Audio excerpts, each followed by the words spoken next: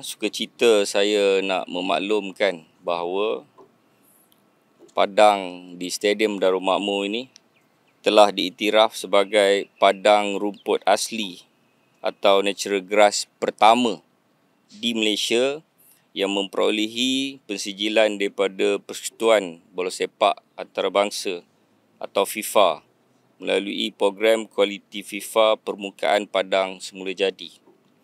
Saya dapat maklumat ia juga pertama di luar Jepun. Maknanya pertama di Asia. Pertama di luar Jepun dan pertama di Asia.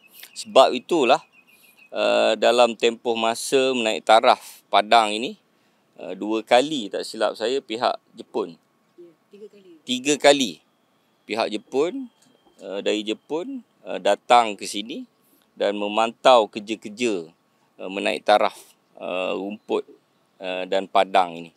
Melalui penilaian tersebut yang dilakukan oleh Mr. Anthony Apparelli dan Mr. Gary Chatfield, padang Stadium Darul Makmur telah berjaya mendapat penarafan excellent, iaitu dengan markah sebanyak 93%.